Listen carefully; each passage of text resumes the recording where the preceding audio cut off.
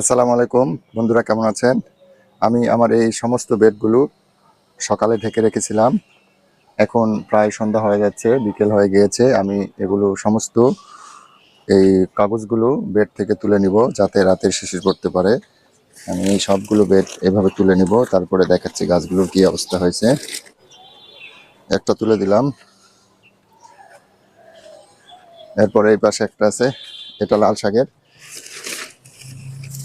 এই লাল শাকেরটাও তুলে দিই, তুলে পাশেই রেখে দিব, আবার সকালে দিতে হবে। তারপরে পাকিয়ে সমস্ত শাকগুলো আবার খেয়ে নিচ্ছে। এটা দিলাম, তারপরে এই পাশে যেটা আছে এটাও তুলে দিই।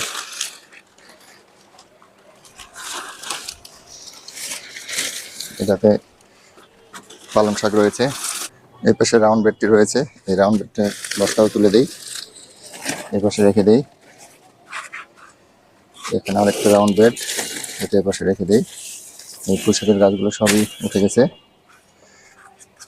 শুধু ধনের গাছগুলো ওটা বাকি আছে, এগুলোতে একটু পানি দিতে হবে মনে হচ্ছে। পালং শাকের গাছগুলো মোটামুটি সব উঠে গেছে, এখানেও একটু পানি দিয়ে দেব।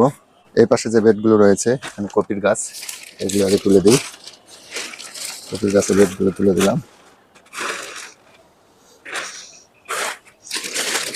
কপির গাছের পলিথিনগুলো তুলে দিলাম। গাছগুলো মাশাআল্লাহ ভালো আছে। এই কাগজটাও সরাই দেই, এখানে পালং শাক রয়েছে প্লাস বত শাক রয়েছে। এই গাছগুলো হয়ে গিয়েছে। এই পাশের যে বেডগুলো আছে এগুলো তুলে দেই। এটা হচ্ছে বেগুনের বেড, মরিচের গুলো তুলে দিই। এই মোটামুটি এইভাবে রেখে দেবো। এখন যেগুলোতে পানি দেওয়া দরকার সেগুলোতে পানি দিয়ে দেবো, তাহলেই মোটামুটি হয়ে যাবে। আমার শাকগুলো কি অবস্থা হলো এগুলো আপনাদেরকে দেখাই একটু।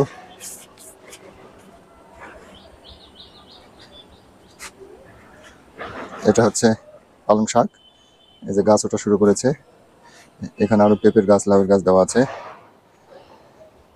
এই পাশে এটা দেখুন কত গাছ হয়েছে।